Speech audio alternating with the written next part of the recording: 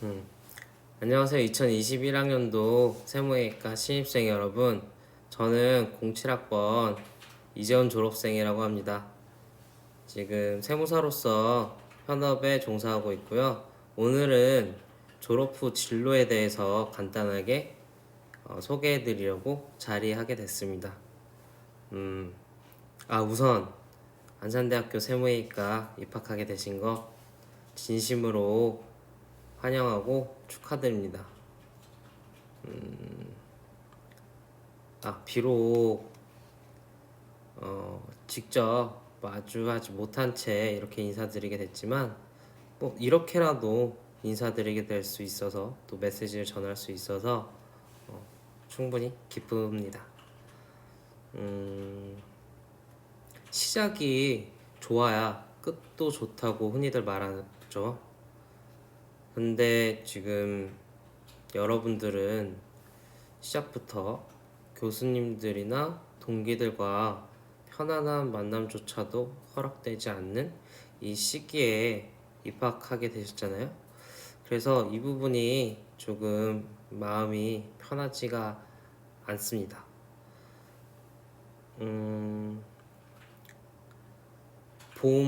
봄이니까 봄의 따스한 기운과 함께 설레는 마음 안고 대학 생활을 시작해도 부족한데 그렇지 못하고 다소 우울하거나 처진 마음으로 대학 생활을 시작하게 될까봐 조금 우려가 됩니다. 하지만 여러분 또 우리 세무회계과 지원한 인재들이기 때문에 씩씩하게 이겨낼 수 있지 않을까라고 생각도 드네요. 그리고 시작이 조금 좀 처지게 된다고 하더라도 앞으로가 더 중요한 거니까요. 입증된 여러 훌륭한 교수님들의 지도와 또 여러분 개개인의 가능성이면 앞으로가 계속 나아지지 않을까라는 생각도 해봅니다. 그러니까 교수님들과 여러분 자신을 믿고 한 걸음 한 걸음 차분하게 내딛어 보세요. 그렇게 대학생활에 성실하게 임하게 되면 분명히 졸업하는 시점에서는 만족할 만한 결과를 얻을 수 있을 것이고, 그리고 그 이후에도 반드시 좋은 성과로 보상받게 될 것이라고 생각합니다. 그럼 이제 환영 인사는 이쯤에서 마치고 본론으로 들어가서 진로 안내를 해보겠습니다. 우선 조금 전 결과와 성과를 달리 표현했는데 그 이유는 결과는 단순하게 열매를 맺음을 의미한다면 성과는 의도한 바에 의해 유의미한 열매를 이루는 것입니다. 그러니까 차이가 있다고 생각을 하는데요. 이에 빗대서 생각을 해보면 대학생활 중에 학점 취득, 자격증 취득, 특별활동 등을 통한 일정한 능력 함양 등은 그 자체만으로는 결과에 지나지 않는 것 같아요. 하지만 그 결과가 진로 선택에 많은 비중을 차지하게 되고 이는 곧 만족하는 직업, 직장이라는 결실, 성과로 연결이 되는 걸로 생각합니다. 나아가서 성취감 등의 긍정적인 요소로도 작용할 것이고 또 이후의 삶에서도 큰 영향을 미치게 될 것이라고 생각합니다. 때문에 이러한 그 일련의 과정을 거치는 것은 대단히 중요하다고 생각합니다. 다행스러운 것은 우리 여러 교수님들께서 이 과정에서 아낌없는 조언과 격려를 해주실 것이고 또 학과는 다채로운 프로그램 개설 등으로 지원을 해서 또 좀 보탬이 될 것이기 때문에 본인의 여러분 본인의 의지만 있으면 문제되지는 않을 거라고 생각이 듭니다. 그렇다면 이러한 과정을 거쳐서 선택할 수 있는 진로에는 무엇이 있을까요? 일반적인 분류로는 한 4가지 정도로 분류를 할 수 있겠는데, 먼저 일반 기업체, 그리고 세무법인, 회계법인, 세무사사무소, 회계사사무소, 이하에서는 그냥 세무법인 등이라고 하겠습니다. 그리고 세무직 공무원, 그리고 세무사, 회계사, 이런 식으로 총 한 4가지 정도로 분류를 해볼 수 있어요. 각 진로가 연관성이 꽤나 높은데요. 일정한 가정하에서 각 입장을 설명해보면, 간단하게 설명해보면, 납세자, 세무대리인, 그리고 과세권자, 이런 식으로 나눠볼 수 있습니다. 일반 기업에서 1년 동안의 거래사항을 토대로 그 회계 기준에 따른 재무제표가 완성이 되면 이 세법과의 차이를 세무사, 회계사 등이 대표로 있는 세무법인 등에서 세무조정이라는 것을 하게 되고, 또 세무직 공무원은 이를 검토하는 등의 행정 업무를 봅니다. 이렇게 각각의 그 입장에 따라서 또 좀 차이가 있잖아요. 이런 어떠한 입장에서 배운 지식을 10분 활용할 것인지 그려보는 것도 진로 선택에 도움을 줄 수 있겠습니다. 이제 각 진로에 대해서 본격적으로 조금 더 알아볼까요? 어색해. 먼저 일반 기업체의 회계 및 세무 사무원으로 입사를 하게 된다면 그 기업의 규모에 따라 그 차이가 있긴 하지만 그 기본적인 회계 처리부터 시작해서 급여 업무, 그다음에 결산 등의 업무를 진행하게 될 거고요. 장점으로는 일단 세무법인 등에 비해서 연봉이 높습니다. 그리고 상대적으로 그 업무 쏠림 현상이 조금 덜 하고요. 여기서 업무 쏠림이라고 하는 것은 그 세무법인 등에는 상반기에 우리가 법인세라든지 소득세라든지 굵직한 신고도 조금 몰려 있어서 지금 과도한 경향이 있거든요. 아무튼 이건 이제 뒤에서 또 더 말씀드리기로 하고, 그런 게 이제 일반 기업체는 좀 덜하다라는 것이고요.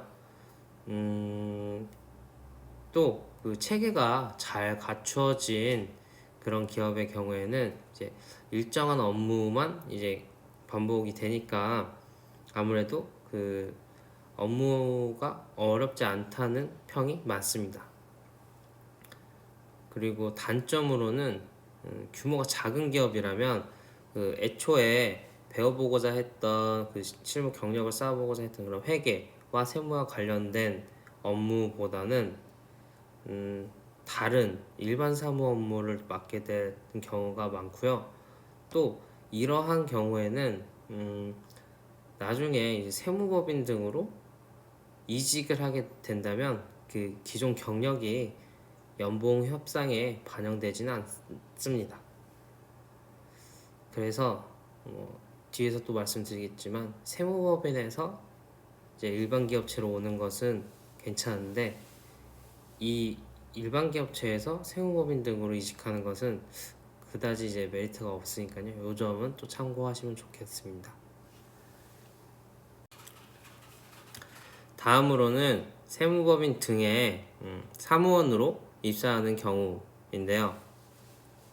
앞서 언급했던 일반 기업체 중 그 영세한 업체의 그 기본적인 회계 처리, 기장 대행, 기장 대리라고 하는데 이런 것도 하고, 그다음에 이를 토대로 세금 신고까지 직접 하게 됩니다. 장점은 당연히 방금 말씀드린 업무를 직접 수행하기 때문에 경험과 실력이 쌓인다는 것이고요.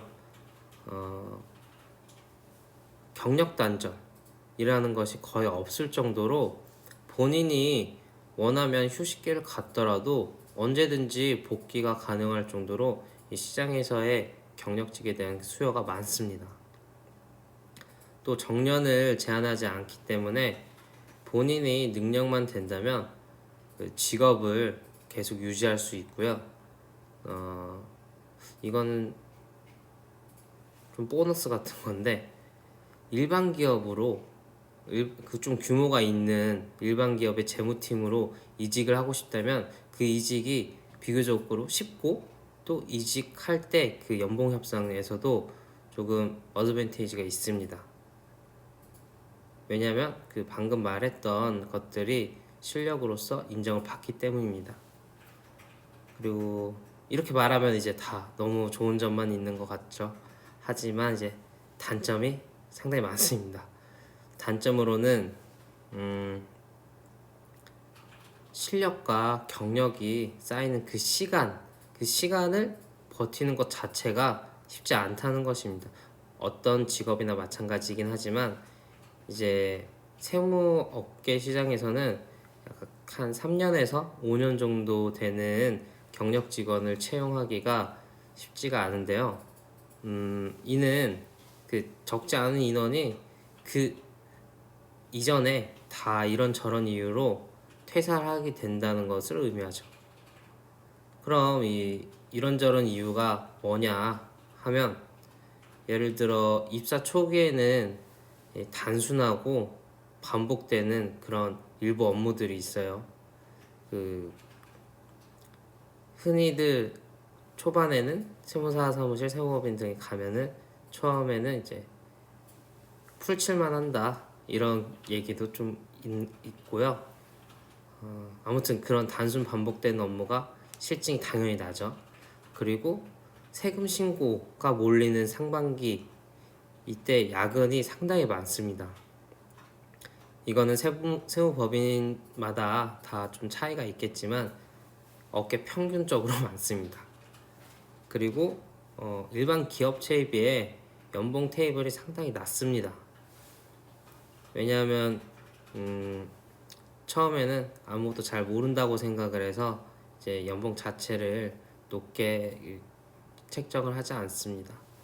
그렇지만 우리 세무학과 학생들은 그 실무 프로그램이 잘 되어 있기 때문에 잘할 수 있다고 이런 저런 것들을 그 면접 때 물어본다면 잘 얘기하면은 그런 게 또 반영이 될지도 모르죠. 저라면 그렇겠습니다. 그리고 이제 담당하는 업체와의 그 의사소통이 또 문제가 되기도 하고요.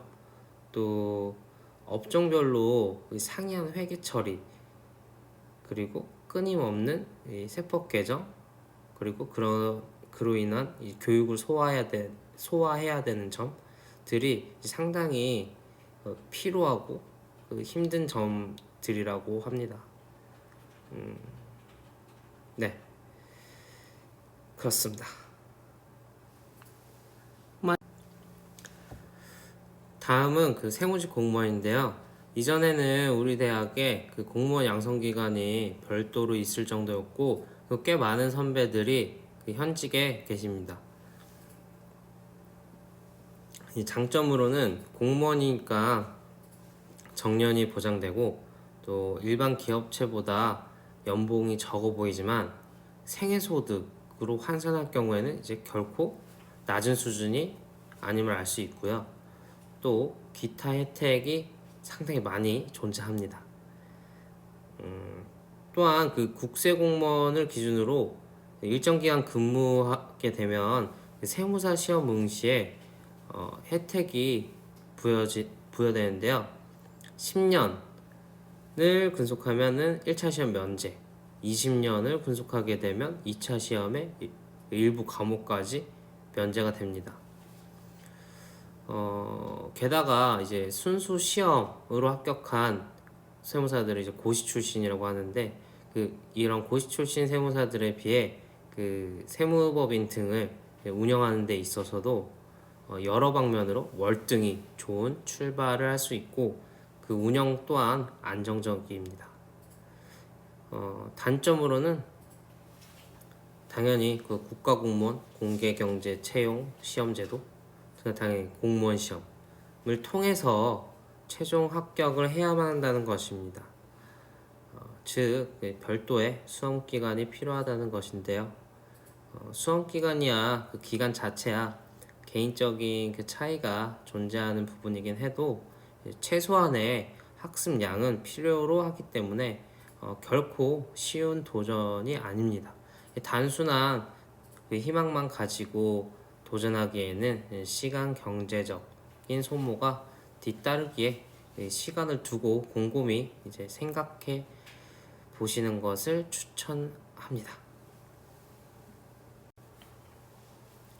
다음은 그 세무사 또는 회계사의 자격, 전문 자격 취득인데요. 우선 두 자격사의 차이는 시간이 없으니까 그냥 업역이 그 업무 영역이 회계사가 더 넓다 정도로 단순하게 그냥 이해하고 넘어가는 걸로 합시다. 그러면 세무사 기준으로만 좀 설명을 드릴 건데요. 우선 세무사는 사회적으로는 이제 납세자의 그 성실한 세금 신고를 돕는 동시에 또 납세자의 그 권익을 보호하는 역할도 합니다. 또한 과세관청의 그 조세 행정 업무를 원활하도록 돕는 역할도 하고요. 그래서 결론적으로 그 납세자와 과세관청 사이에서 그 다리 역할을 성실하게 행한다라고 생각하시면 됩니다. 그리고 이제 업무적으로는 세무법인 등에서 이제 직원들이 하는 업무를 할 수 있고요, 당연히. 그리고 그 업무에 대한 뭐 중간관리자 또는 이제 최종 의사결정권자 역할을 수행합니다. 그리고 또 동시에 그 보다 조세와 관련된 업무 전반을 좀 포괄적으로 수행하는데요. 재무분석, 세무조정, 양도, 상속, 증여, 신고, 컨설팅, 조세 불복, 세무조사 대응 등이 있습니다. 참고로 중간관리자인지 최종 의사결정권자인지는 그 해당 세무법인 등의 그 대부인지 아닌지 그걸로 나뉩니다. 중간관리자는 보통 근로자인 세무사가 보통 담당하죠. 그리고 장점은 개업을 한 경우를 기준으로 말씀을 드릴 건데요. 일단은 개업을 하게 되면 시간적인 제약에서 이제 비교적 자유롭고 사무실이 안정적인 궤도에 오르게 되면 흔히들 말하는 그 워라밸이라는 부분에서 이제 강점이 있습니다. 주변에서 우스갯소리를 하는 얘기는 농담으로는 1년에 뭐 2달을 채 일을 하지 않는다는 뭐 농담도 있습니다. 또한 기대 소득이 낮지 않은 편이고요. 정년이 없습니다. 이 정도가 장점이 되겠고, 단점으로는 우선 공무원과 마찬가지로 시험에서 최종 합격을 해야만 한다는 것입니다. 이에 대한 부분은 그 앞서 언급한 바와 같고, 또한 시장이 이미 포화 상태입니다. 그 사무실이 그 개업을 한 그 사무실이 그 예전보다는 그 안정적인 궤도에 오르기가 쉽지 않습니다.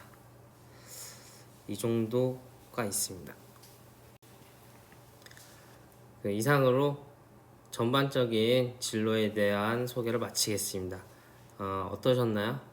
지금 당장에는 이제 감이 잘 안 오실 수도 있어요. 근데 하지만 이제 앞으로 교수님들과의 상담 과정 등을 통해서 이제 구체화될 거니까 큰 걱정은 안 하셔도 될 것 같습니다.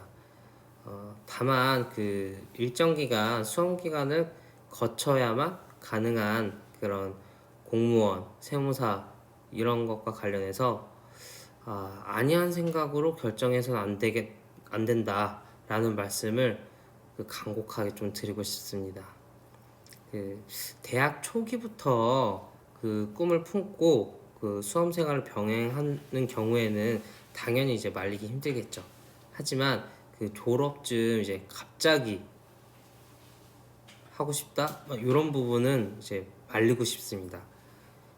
갑자기 그런 생각이 들었다면 일단은 일반 기업이든 세무법인 등이든 우선 취업을 해서 사회를 겪어보고 그래도 이거 내가 그래도 해야 되겠다는 확신이 들면 그때 해도 늦지 않습니다. 왜냐면 이 한두 달 하고 마칠 수 있는 공부가 아니기 때문에 중장기적으로 버텨낼 수 있는 확고한 목표의식 이런 게 되게 많이 필요하거든요. 그래서 이런 목표의식이 생기신 후에 도전하셨으면 좋겠어요. 그리고 이왕이면 세무법인 등에서 세무 업무를 보면서든 아니면 담당 세무사를 마주하면서든 이제 동기부여를 해보는 것도 일종의 도움이 될 수도 있을 것 같습니다. 제 나름대로 진로에 대해 이제 개괄적으로 정리를 해드리고 싶었는데 혼란만 가중시킨 것은 아닌지 모르겠습니다. 조금이나마 도움됐기를 바라고 다시 한번 입학을 진심으로 축하드립니다. 모쪼록 건강하고 힘찬 대학생활 되시길 바랍니다. 감사합니다.